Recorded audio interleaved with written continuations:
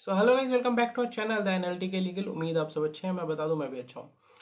तो इस video series की फोर्थ वीडियो में हम बात करेंगे हमारे ऑडिट के सब्जेक्ट के बारे में, जो हमारा एक इम्पॉर्टेंट एरिया है। जनरली लोगों को इशू फेस होता है इस सब्जेक्ट में, तो इसके बारे में आज डिटेल में बात करेंगे, कैसे प्रिपेयर कर सकते हैं, क्या स्ट्रेटेजी रहनी चाहिए एंड ऑल।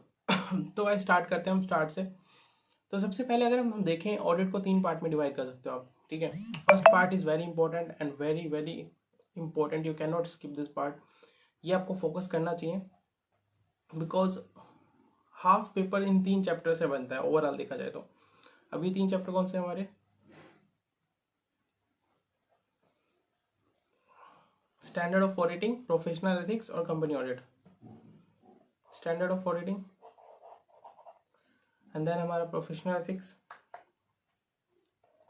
जो 12 से 15 मार्क्स का बनता है, स्टैंडर्ड 20 से 25 मार्क्स के, और कंपनी ऑडिट ये हमारा बनता है 5 to 10 मार्क्स तक का। इसमें क्वेश्चन बन जाता है। इसमें आपके 139 to 148 section and after that section for financial statement and all, और उससे पहले के, और साथ में आपका कारो भी आ जाता है, ठीक है। तो ये जो चैप्टर है आपके इंपॉर्टेंट बनते हैं।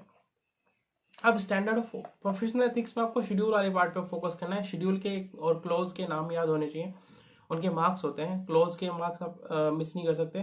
कंपनी ऑडिट में सेक्शन इंपॉर्टेंट नहीं है बट कारों में उनके क्लोज के नाम इंपॉर्टेंट है, ठीक है। और प्रोफेशनल एथिक्स में शेड्यूल एंड क्लोज के नाम इंपॉर्टेंट है। ऐसे में ये ऐसे जो है आईसीआई ने ना पास्ट एग्जाम में इन ऐसों पे बार बार क्वेश्चन पूछे गए हैं। तो these are the important one which you can consider first, अगर टाइम नहीं है तो। वरना आप सारी कीजिए, पता नहीं आईसीआई कब क्या पूछ ले। बट ये वाले जो है जनरली इन पे क्वेश्चन पूछता है आईसीआई, तो ये वाले तो आपको फोकस करने ही है ऐसे, अगर बाकी करने का टाइम नहीं मिलता है आपको ऐसे। ये based on the past exam है, जो पीछे के 5-6 अगर अटैम्प्ट देखें तो उनमें जो आईसीआई ने पूछा है इन एसेज से पूछा गया है। तो ये ऐसे जरूर फोकस करना, क्योंकि ये आपका आधा पेपर गवर्न करता है। ऑलमोस्ट 50 to 55 मार्क्स यहाँ से आते हैं इन 3 चैप्टर से। तो this is the most important category, you can not miss. इसके लिए क्या करो आप, समराइज बुक पढ़ो या डिटेल बुक पढ़ो, साथ में क्वेश्चन प्रैक्टिस जरूर करना। जब तक आप क्वेश्चन प्रैक्टिस नहीं करते आपको पता नहीं चलता आपको क्या आईसीआई क्या मांग रहा है और आपको क्या आंसर करना है। अपने बुक में पढ़ा बट क्वेश्चन नहीं देखे, केस स्टडी नहीं दिखी, तो आपको पता ही नहीं चलेगा कि एग्जैक्टली आईसीआई की डिमांड क्या है आपसे, किस टाइप का आंसर आपसे वो एक्सपेक्ट करते हैं। तो उसके लिए क्वेश्चन प्रैक्टिस जरूरी है, इन सभी ऐसे की, प्रोफेशनल एथिक्स की भी और आपकी कंपनी ऑडिट की भी। तो इन सब में फोकस करना, थोड़ा सा आपका क्वेश्चन प्रैक्टिस आप अच्छे से करें। और फिर हम आगे चलते हैं बाकी की जो हमारी है बी एन सी कैटेगरी। अभी जो बाकी के चैप्टर हैं इनके अलावा उनसे जनरली 4 या 5 मार्क्स का एक क्वेश्चन आना है, ठीक है। और वो आपने कवर कर लिया तो आपका स्कोर अच्छा हो जाएगा। बट ये जो 3 फोकस एरिया है इनमें कम से कम 50 से 60 मार्क का पेपर रहता है, तो इस पर तो फोकस करना ही है। बाकी जो चैप्टर्स हैं बी कैटेगरी में देखें तो ऑटोमेटेड एनवायरनमेंट से हर बार एक क्वेश्चन आता ही है। इसकी मैंने एक मेमोरी ट्रिक वाली वीडियो भी अपलोड की हुई है मेरे चैनल पर, आप देख सकते हो। ऑडिट कमेटी से जनरली आता है, ऑडिट ऑफ बैंक से हर बार आता है, फिजिकल ऑडिट, टैक्स ऑडिट से हर बार क्वेश्चन आता ही है। पीएसयू से भी आने की चांस है। CFS, insurance, peer and quality भी यहाँ से भी आते हैं। यहाँ से अगर फुल क्वेश्चन नहीं तो एमसीक्यू बन जाते हैं। इनको बी कैटेगरी में रखा है। बाकी के बचे हुए टॉपिक आपके सी कैटेगरी के हैं, वहाँ से भी 10 से 20 मार्क्स तक का यहाँ से आ सकता है। आइदर तो इंटरनल, ऑपरेशनल, मैनेजमेंट ऑडिट से, एनबीएफसी से, फॉरेंसिक से, ड्यू डिलीजेंस से, इन्वेस्टिगेशन, ऑडिट प्लानिंग और इंटरनल कंट्रोल, जो 3rd और 4th चैप्टर है। तो ओवरऑल ये चैप्टर हमारे रहते हैं ऑडिट में फोकस करने के लिए। बट ए और बी कैटेगरी आप अच्छे से करें, ठीक है, क्योंकि यहाँ से 4-4 मार्क्स के क्वेश्चन बनते हैं। अभी पढ़ने के लिए बहुत ज़्यादा है, पूरा चैप्टर एक क्वेश्चन आना है, बट जो इनके पॉइंट्स होते हैं वो जनरल पॉइंट होते हैं, वो रिमेंबर रह जाते हैं। अगर आपने बैंक ऑडिट के कुछ पॉइंट पढ़ लिए और सिमिलर क्वेश्चन आपको वहाँ पे दिख गया कि कैसे आप बैंक में एडवांस को चेक करोगे या समथिंग लाइक दैट, तो वो चीज़ें माइंड में आपको रिकलेक्ट हो जाती हैं, वहाँ पे आपको हेल्प रह जाती हैं। बट ये जो है टेक्निकल पार्ट रहता है, ऐसे हो चाहे प्रोफेशनल एथिक्स है, यहाँ पे आपको लैंग्वेज बिल्कुल ऑलमोस्ट सेम लिखनी पड़ेगी इसी से मार्क्स के लिए, वरना टेक्निकल वर्ड्स आपको लेने ही पड़ेंगे। तो इन चीज़ों पे आपको फोकस करना है। टेक्निकल वर्ड यूज़ करते हो, मेमोरी टेक्निक वगैरह आपको जैसे भी याद करो, बट याद तो करना पड़ेगा एग्जाम में स्कोर करने के लिए, ठीक है। बी कैटेगरी मैंने आपको बता दिया, जनरल पॉइंट्स भी याद होंगे।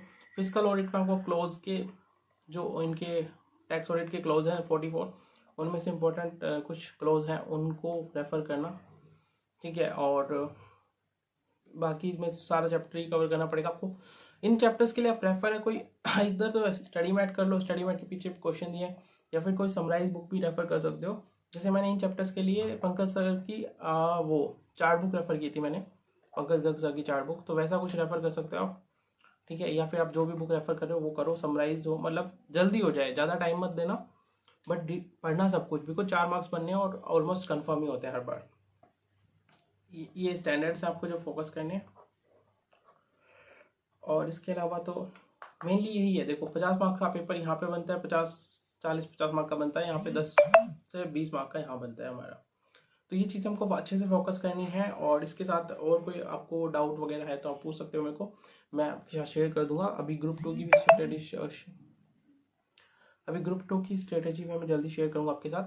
बाकी wish you all the very best. आप अच्छे से प्रिपेयर करो, अपना फोकस करो। Audit is one of the, अगर आप इसको रिलेट करके पढ़ोगे ना तो it will be interesting. Generally ये थोड़ा सा कहते हैं लोगों को कि बोरिंग सब्जेक्ट लगता है, समथिंग लाइक दैट, बट थोड़ा सा रिलेट करके पढ़ो इसको प्रैक्टिकल लाइफ से, तब आपको चीज़ें स्टोरी लाइन में याद रहेंगी, और टेक्निकल वर्ड्स के साथ स्टोरी लाइन में याद रहेंगी, तो आपको याद हो जाएगा। मैं ऐसे ही करता था।